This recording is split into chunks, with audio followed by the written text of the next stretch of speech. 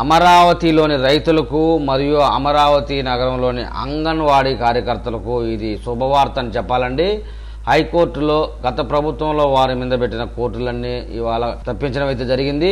దాని విశేషాలు ఇప్పుడు మనం పూర్తిగా తెలుసుకుందాం. 2019 సంవత్సరంలో వైసీపీ ప్రభుత్వం అధికారంలోకి వచ్చిన 3 నెలలకి అమరావతి రాజధానిని నాశనం చేసి 3 రాజధానుల పేరుతో 3 ముక్కలాట ఆడినటువంటి మన జగన్మోహన్ రెడ్డి 5 సంవత్సరాల లోపల విశాఖలో ఋషికొండకు గుండు కొట్టించినటువంటి మహానుభావుడు. ఒక్క ప్యాలెస్ అయితే నిర్మించాడంటే విశాఖలో ఋషికొండకు గుండు కొట్టించిన తర్వాత అది అద్భుతమనే చెప్పాలి. ప్రజల సొమ్ముతో, నేను జగన్మోహన్ రెడ్డి సొంత సొమ్ముతో కాదు, ప్రజల సొమ్ముతో పనికిరానటువంటి ప్యాలెస్ అది. అమరావతిలో 29 గ్రామాలు ఇచ్చినటువంటి 34,000 ఎకరాలు కంప చెట్లు పెంచాడు భారీగా. మొత్తానికైతే అమరావతి నుంచే పరిపాలన అంతా కొనసాగించడం అయితే చేశాడు కానీ 1000 కోట్లు కూడా దోసుకున్నారు. కానీ ఇక కర్నూలుని న్యాయ రాజధానిగా చేసి పడేశారు, అయిపోయాయి. ఇప్పుడైతే వైసీపీ పార్టీ 3 రాజధానుల ప్రకటన అయితే చేసిందో, అమరావతి రాజధానికి భూములు ఇచ్చిన రైతులందరూ ఆందోళనకి వెళ్లి వాళ్ళ ఆశలన్నీ అడియాసలు అయిపోయాయి.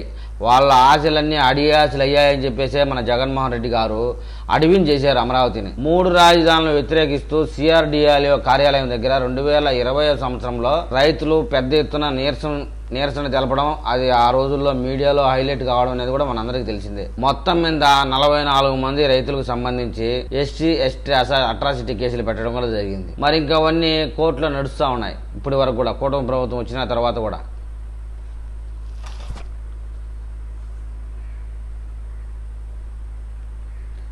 అయితే ప్రభుత్వాలు ఈ కేసులు కొట్టేయడం అనేది ప్రభుత్వాలు చేయాల్సిన పని కాదు కాబట్టి, వాటి వల్ల అయ్యే పని కాదు కాబట్టి న్యాయవాదులతో వాదనలు జరిపించి తాజాగా ఒక పెద్ద కేసుని అయితే క్లోజ్ చేయడం అనేది జరిగిందట.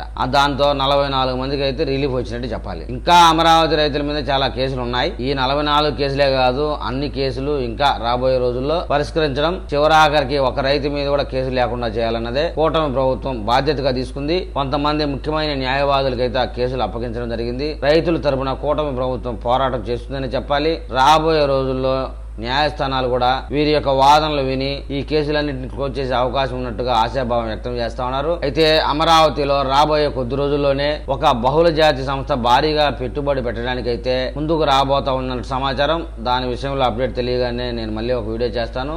ఆ వీడియో మీకు చేరాలంటే నా ఛానల్ సబ్స్క్రైబ్ చేయండి, లైక్ చేయండి. మీరు ఏదైనా తెలపాలనుకుంటే కామెంట్ రూపంలో తెలపండి.